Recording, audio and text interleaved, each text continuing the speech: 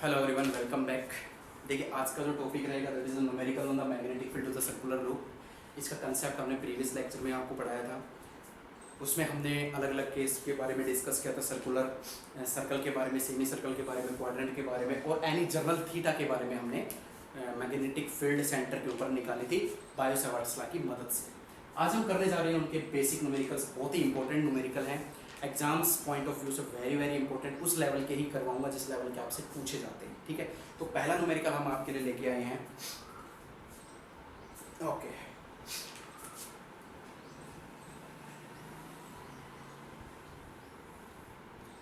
ठीक है। ये दो लूप है,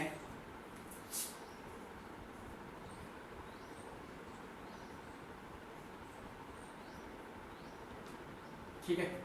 अपोजिट डायरेक्शन में ये ट्रेवल कर रहे हैं, that is I1, that is I2। ये सेंटर से दोनों का कॉमन सेंटर है, यहाँ से यहाँ तक का रेडियस R1 है, यहाँ से यहाँ तक का रेडियस मैंने R2 ले लिया है। तो find the magnetic field eight O, find magnetic field eight O। इस तरीके के क्वेश्चंस आपसे पूछे जाते हैं। सेंटर पे निकालना है, सीधी सीधी बात है, सर्कुलर लूप का है तो सेंटर पे वो पूछेगा। तो ध्यान से देखिएगा, यहाँ पे दो लूप है, दोनों अपनी अपनी मैग्नेटिक फील्ड बनाएंगे, अपनी अपनी मैग्नेटिक फील्ड की डायरेक्शन देंगे, उसी के आधार पे हम नेट एक मैग्नेटिक फील्ड फाइंड आउट करेंगे। तो हम निकालेंगे सबसे पहले B1 मतलब बाहर वाले लूप की वजह से। ध्यान से देखिएगा, सर्कल है, कंप्लीट सर्कल है, और सर्कल का रिजल्ट क्या आता है, mu naught I1 upon 2 R1। जरा याद कीजिए बच्चों, सर्कल का केस है यहाँ, सर्कल का, और सर्कल की मैग्नेटिक फील्ड सेंटर पे कितनी होती है, mu naught I upon 2R। R कितना है R1, I कितना है I1। क्लियर। चलिए डायरेक्शन का खेल देखिए। करंट ऐसे जा रहा है, ऐसे I1 की बात कर रहा हूँ, यहाँ पे करंट ऐसे जा रहा है, तो मैग्नेटिक फील्ड ऐसे कर्ल होके, और सेंटर नीचे की तरफ है तो ऐसे जाके नीचे की तरफ जाएगी। चलिए, अगर इस तरीके से अगर हाथ मोड़ने में ज़्यादा प्रॉब्लम आ रही है आपको, तो ये करंट ऐसे जाके तो ऐसे मुड़ा है, तो यहाँ देख लीजिए करंट ऊपर की तरफ है, करंट ऊपर की तरफ है, कर्ल द फिंगर ऐसे बाहर आएगी और घूमकर सेंटर पे किधर जाएगी, अंदर की साइड। ये देखिए, अंदर अंदर अंदर, इनवर्ड डायरेक्शन। कैसी डायरेक्शन शो कर रहा है, इनवर्ड डायरेक्शन। सिमिलरली हम B2 की बात करते हैं। B2 भी एक सर्कुलर लूप है, that is mu naught I2 by 2 R2। Clear. इसकी डायरेक्शन क्या होगी, करंट ऐसे जा रहा है, मैग्नेटिक फील्ड ऐसे आएगी, सेंटर से बाहर निकलेगी। देखिए, करंट ऐसे आ रहा है, ऊपर तो अंदर जाएगी, लेकिन सेंटर की बात हो रही है ना यहाँ, तो करंट की डायरेक्शन ये घूमकर सेंटर से बाहर की तरफ निकलेगी, तो ये हो जाएगा आउटवर्ड डायरेक्शन। तो नेट मैग्नेटिक फील्ड कितनी आएगी, नेट मैग्नेटिक फील्ड, तो नेट मैग्नेटिक फील्ड क्या हो जाएगी, अपोजिट डायरेक्शन, तो that is B1 minus B2। कर लीजिए फटाफट इसको, ठीक है। चलिए, अभी आपके माइंड में आ रहा होगा, सर ये B1 minus B2 minus B1 भी तो हो सकता था। बिल्कुल हो सकता था, लेकिन देखिए यहाँ पे करंट भी वेरिएबल हो रहा है, करंट भी चेंज हो रहा है, और यहाँ पे रेडियस भी चेंज हो रहा है। अगर यहाँ करंट कांस्टेंट होता तो हम रेडियस के आधार पे बता देते कि B1 बड़ी है या B2, लेकिन यहाँ पे दोनों चीज़ें अलग अलग हैं। तो हमने, आप अपनी तरफ से कुछ भी मान सकते हो, जैसे मैंने B1 माइनस B2 ले लिया। अगर इसका रिजल्ट नेगेटिव आता है तो आप समझ लो कि B2 माइनस B1 होना था, जैसे मैंने पहले भी करवाया था इस तरीके से करंट किरचॉफ्स लॉ में। तो आप जब आपको कुछ समझ में ना आए कि कौन सा बड़ा है कौन सा छोटा है, तो आप कुछ भी मान सकते हो। जैसे B1 माइनस B2 ले लिया तो नेगेटिव, अगर गलत होगा तो नेगेटिव आंसर आ जाएगा, कोई दिक्कत नहीं है, ठीक है। तो पुट कर दीजिए, हाँ भाई, mu naught I1 2 R1, mu naught I2 2 R2, common बाहर निकाल दीजिए फटाफट, that is mu naught upon 2 I1 R1 I2 R2। This is the answer, this is the answer. और B1 बड़ी मान कर देखो, B1 अगर बड़ा है, अगर B1 में से मैं B2 को घटा रहा हूँ, B1 की डायरेक्शन इनवर्ड है, तो रिजल्ट की भी डायरेक्शन क्या आएगी, इनवर्ड। बेसिक न्यूमेरिकल, बहुत ही इंपॉर्टेंट, ठीक है। चलिए नेक्स्ट करते हैं। मज़ेदार हैं सारे, इंटरेस्टिंग है, खुद करने की कोशिश करना। दूसरा न्यूमेरिकल,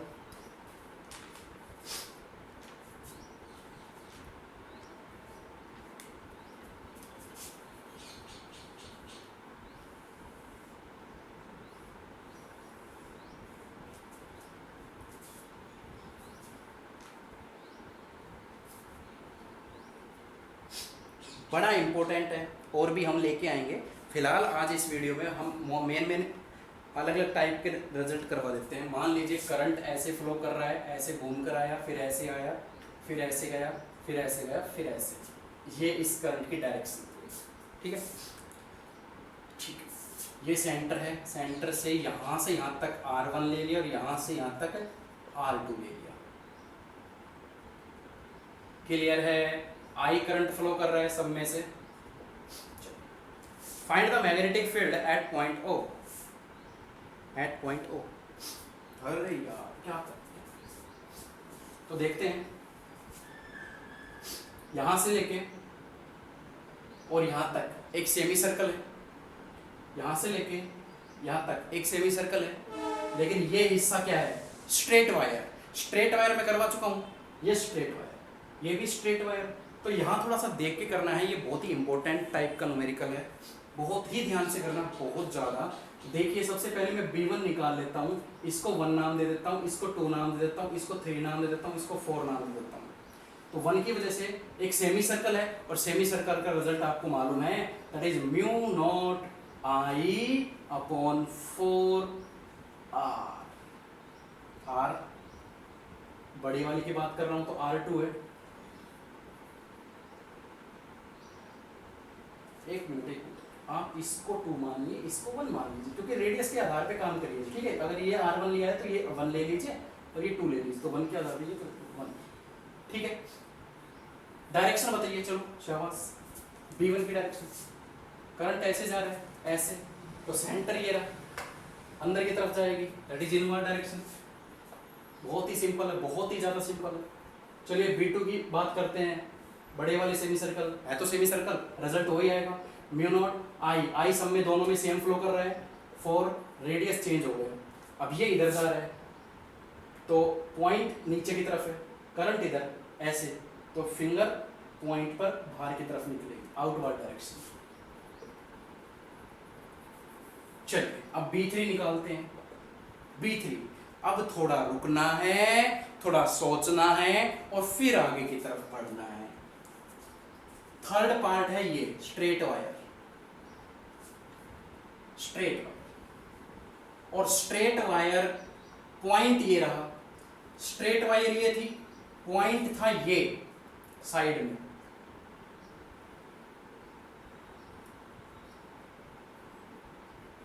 ये।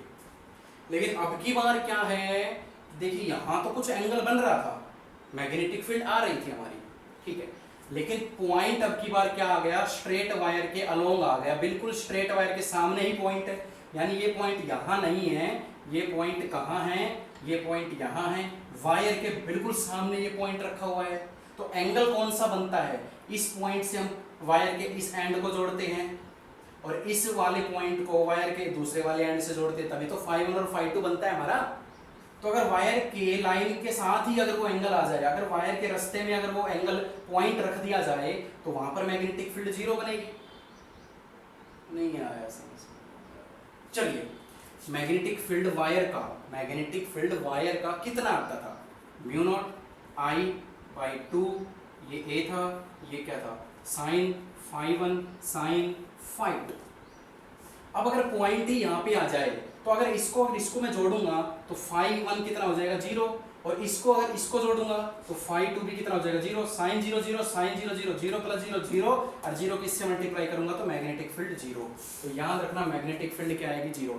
अगर स्ट्रेट वायर के बिल्कुल उसी दिशा में उसके एक्सिस के अलोंग पॉइंट रख दिया जाता है ना, तो मैग्नेटिक फील्ड 0 आती है। तो B4 भी 0 हो जाएगी, B4 भी एक वायर ये रहा, और यह इसी की लाइन में पॉइंट है, तो ये भी 0।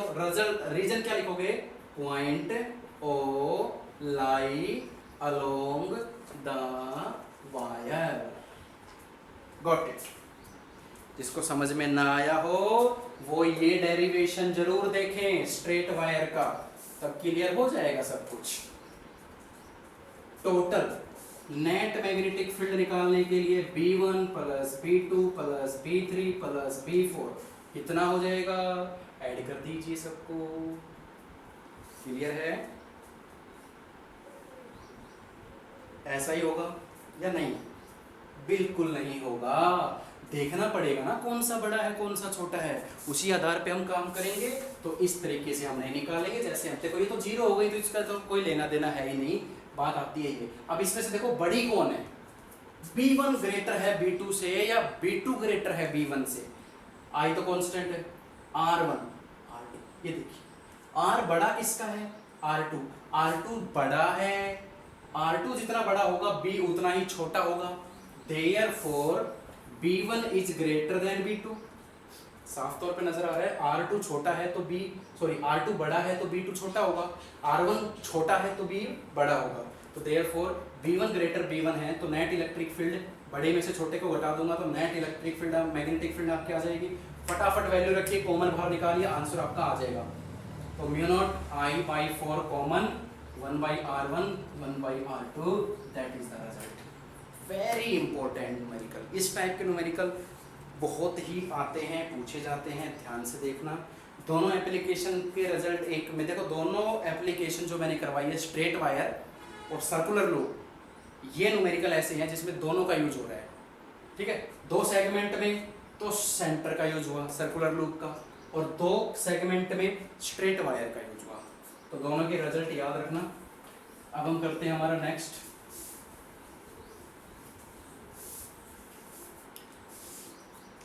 यस, चलिए नेक्स्ट देख लेते हैं।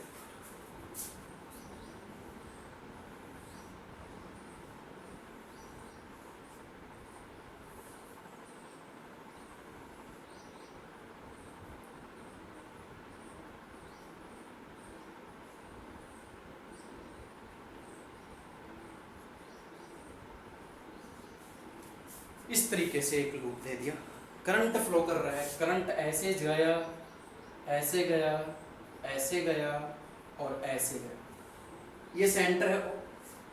Magnetic field that is R1 that is R2, यहाँ से यहाँ तक की लेंथ R1 है और यहाँ से यहाँ तक की लेंथ है R2। तो मैग्नेटिक फील्ड फाइंड आउट कर रही है सेंटर पे due to these segment. 4 segment अलग ही नजर आ रहे हैं, इसको नाम 1 दे देता हूँ, इसको नाम 2 दे देता हूँ, इसको नाम 3 दे देता हूँ, इसको नाम 4, ये तो वही रिजल्ट बन गया। चलिए फटाफट करते हैं। ये क्वाड्रेंट का केस नजर नहीं आ रहा आपको? हाँ बच्चों, ये क्वाड्रेंट का केस नजर नहीं आ रहा क्या या नहीं? नहीं, क्वाड्रेंट का केस तो ऐसा होता है। ठीक है, ये क्वाड्रेंट नहीं है। एक और बात, ये एंगल थीटा दे दिया, अगर वो 90 देता ना तो ये क्वाड्रेंट बन जाता, अब एंगल दे दिया उसने थीटा। तो ये किस तरीके से सोल्व करेंगे हम इसको?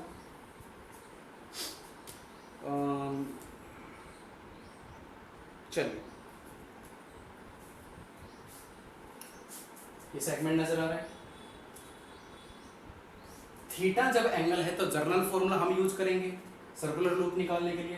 तो B1 कितनी आ जाएगी, म्यू नॉट I अपॉन 2 इसका रेडियस का R2, कोई दिक्कत नहीं। ठीक है, ये तो हो गया सर्कल का, और थीटा बाई 2 R 2 पाई है, एक बार चेक कर लेते हैं, थीटा बाई 2 पाई। आप जर्नल फॉर्मूला सीधा डायरेक्ट भी यूज कर सकते हो, यह आया था म्यू नॉट I।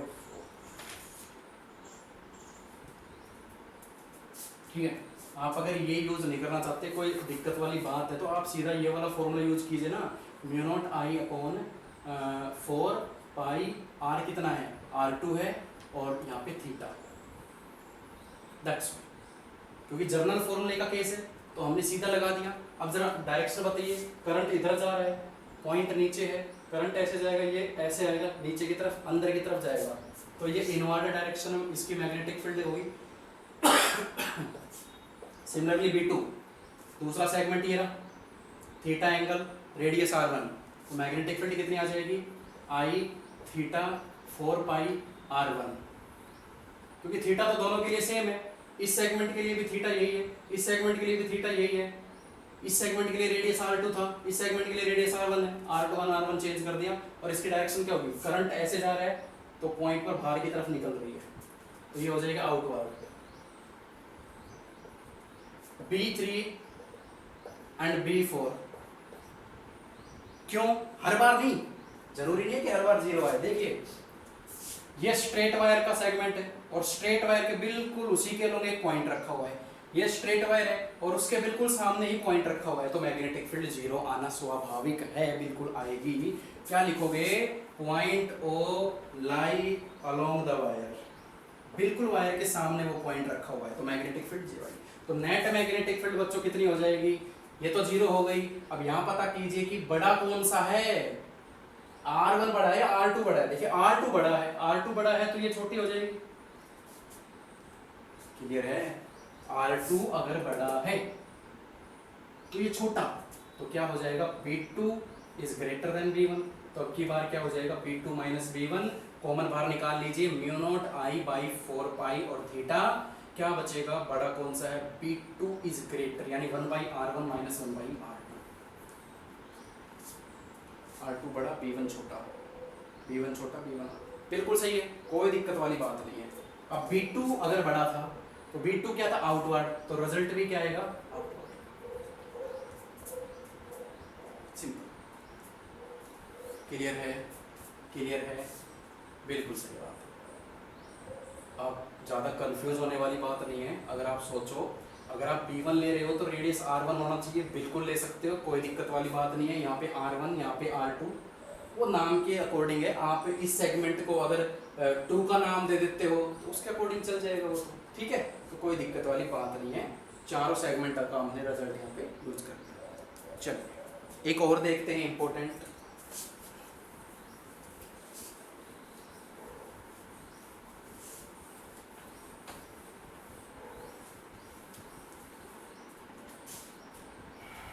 ये थोड़ा सा ध्यान से देखिएगा।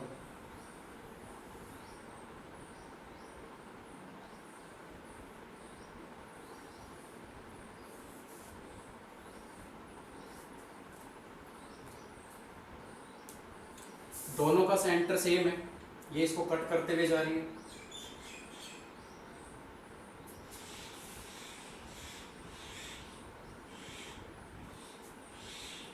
ये 2 लूप हैं, सर्कुलर लूप हमने रख दिए हैं यहाँ पे, यहाँ इस तरीके से, ठीक है। और इसमें तो कुछ कुछ गिवन भी है, रेडियस दे दिया 5 सेंटीमीटर, I1 दे दिया 3 एम्पियर और I2 दे दिया 4 एम्पियर। इस लूप का नाम P है, इस लूप का नाम Q दे दिया,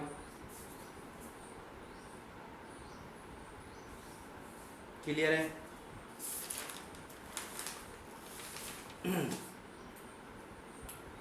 चलिए ये थोड़ा सा हटके है, इसको समझना पड़ेगा आपको ध्यान से। सेंटर पर मैग्नेटिक फील्ड फाइंड आउट करनी है बच्चों, दोनों करंट गिवन है, R गिवन है, या R1 और I1 और I2 की जगह मैं P और Q लिख देता हूँ ताकि कंफ्यूजन ना हो। अब आप कर लो,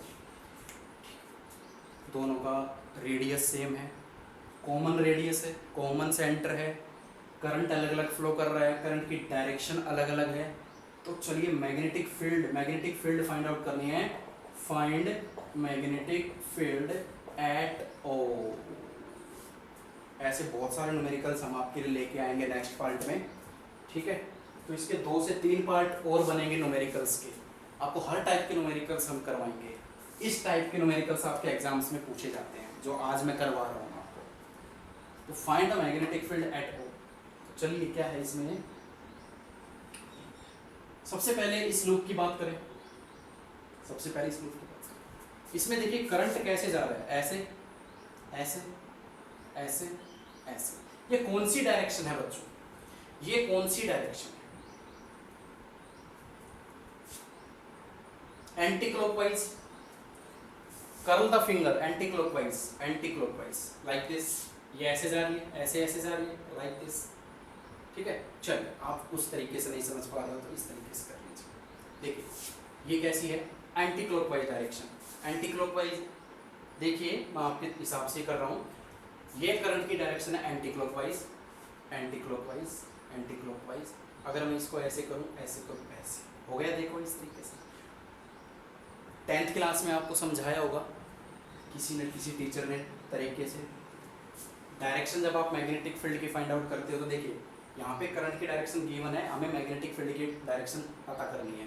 करंट जा रहा है एंटी क्लॉकवाइज डायरेक्शन में, तो एंटी क्लॉकवाइज ये होती है। इसको धीरे धीरे आप अपने सामने वाले, ऐसे है ना, धीरे धीरे ऐसे ले आओ। आप ऐसे कर रहे हो फ्रंट में, आप धीरे धीरे इसको ऐसे ले आओ फ्रंट में, करते करते आपको मैग्नेटिक फील्ड अपने आप समझ में आ जाएगा। सबसे बढ़िया तरीका है ये। क्या है, एंटी क्लॉक। अब देखना ऐसे ऐसे ऐसे ऐसे ऐसे ऐसे, दिस इज एंटी क्लॉकवाइज, यानी ऐसे ऐसे घूम रहा है, पीछे जाके ऐसे बाहर आ रहा है, फिर ऐसे जा रहा है, ऐसे बाहर आ रहा है। तो उसी के अकॉर्डिंग आप अपनी उंगलियों को घुमाइए, पीछे से जाके ऐसे बाहर आ रहा है, फिर ऐसे जा रहा है, फिर ऐसे बाहर आ रहा है। तो अंगूठा किधर है, उस तरफ। तो मैग्नेटिक फील्ड क्या हो जाएगी, इस तरफ, magnetic field of Q loop. समझे नहीं समझे का? अब आपको कैसे समझाएं? चलिए इस लूप की बात और कर ले फटाफट। करंट ऐसे गया, ऐसे गया, ऐसे गया और ऐसे गया।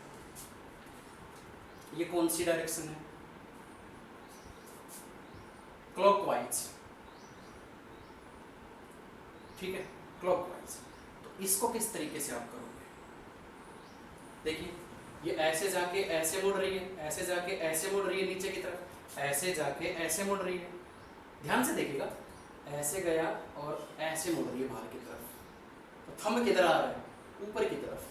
तो बड़ा ही सिंपल सा है, ये मैग्नेटिक फील्ड हो जाएगी आपकी पी। और आपको तो मालूम होना चाहिए बच्चों कि मैग्नेटिक फील्ड की direction perpendicular to the plane होती है। याद कीजिए बायो-सैवर्ट्स लॉ, ठीक है, बायो-सैवर्ट्स लॉ आप यूज कीजिए। और देखिए अब ये ऐसा प्लेन है, ये वाला प्लेन देखिए, ये वाला ऐसा प्लेन है, ऐसा ये प्लेन है, तो इसका परपेंडिकुलर तो यही होगा ना। और वो ऐसा प्लेन था, ये ऐसा प्लेन है, ये क्यू लूप जो है वो ऐसा प्लेन है, और इसका परपेंडिकुलर यही होगा। और ये ऐसा लूप है, ये नीचे हॉरिजॉन्टल प्लेन में है, इसका परपेंडिकुलर ऊपर होगा। तो इसकी मैग्नेटिक फील्ड तो ऊपर आएगी और इसकी मैग्नेटिक फील्ड इधर आएगी। वही मैंने की है, आप इस तरीके से भी कर सकते हो। क्लियर है? तो आप फटाफट निकालिए, बीपी निकाल दीजिए। ये क्या है, ये कंप्लीट सर्कल है। तो म्यू नॉट अपॉन 4 पाई क्या हो जाएगा इसका, mu not I upon I1, IP है ना, तो IP हो जाएगा 2R, R कॉमन है। चलिए सिमिलरली BQ क्या हो जाएगा, ये भी सर्कल का ही है, तो mu naught IQ 2R same है। ठीक है, तो इनको ऐड करूं या इनको सब्ट्रैक्ट करूं, देखिए ये BQ और ये BP, तो इनका रिजल्टेंट तो ये आएगा। आपने +1 में पढ़ा होगा टेल टू टेल, तो रिजल्टेंट उनका डायगोनल। तो नेट मैग्नेटिक फील्ड कितनी आएगी यहाँ से, अंडर रूट BP का स्क्वायर BQ का square plus 2 BP BQ cos 90 degree. क्योंकि इस मैग्नेटिक फील्ड में और इस मैग्नेटिक फील्ड में एंगल कितना बन रहा है, 90 डिग्री का। तो cos 90 0, तो ये पूरा का पूरा क्या हो गया, खत्म हो गया। अब वैल्यू पुट कर दीजिए, नेट BP की वैल्यू पुट कीजिए, म्यू नॉट IP 2R का square plus mu naught IQ 2R का स्क्वायर। कॉमन चीजें बाहर निकाल लीजिए फटाफट। तो बाहर आएगा म्यू नॉट अपॉन 2R बाहर आ जाएगा, अंदर बचेगा IP का स्क्वायर IQ का स्क्वायर।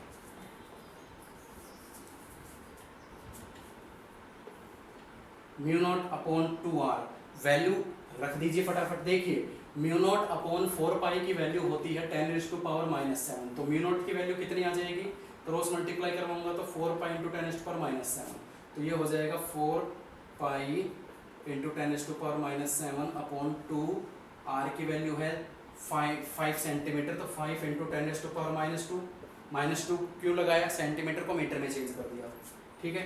और अंडर रूट में क्या चल रहा है, ये क्या है 3 और ये क्या है 4, 3 का स्क्वायर 9, 4 का स्क्वायर 16, 16 प्लस 9 25, 25 का रूट क्या आ जाएगा 5, ये 5 बाहर आ जाएगा, 5 से 5 कैंसिल आउट, 2 से ये कैंसिल आउट, तो ये हो जाएगा 2 पाई -7 प्लस 2 7 ऊपर जाएगा 10⁻⁻5। ये आपकी टेस्ला मैग्नेटिक फील्ड आ चुकी है, नेट मैग्नेटिक फील्ड, तो वेरी इंपॉर्टेंट, ठीक है, वेरी इंपॉर्टेंट। इस तरीके के न्यूमेरिकल्स बहुत पूछे जाते हैं, ठीक है। तो आज के लिए इतना ही, थोड़े थोड़े हम करवाएंगे इसमें, हर एक कंसेप्ट को समझिए आप। तो आज हमने सेमी सर्कल का करवा दिया, जर्नल एंगल का करवाया, इस तरीके के लूप्स जब आपस में इंटरसेक्ट करते हैं तो मैग्नेटिक फील्ड कैसे निकालते हैं सेंटर पे, ठीक है। तो इस तरीके के न्यूमेरिकल्स हमने करवाए हैं, और भी इंपॉर्टेंट और बेहतरीन न्यूमेरिकल्स हम आपको लेके आएंगे नेक्स्ट वीडियो में। आज के लिए इतना ही, पढ़ते रहिए, प्रैक्टिस के लिए नोट्स में डाल दिए जाएंगे बहुत सारे न्यूमेरिकल्स, वहाँ पे आप कीजिए इसको, ठीक है। सेफ रहिए, घर पे रहिए, थैंक यू सो मच।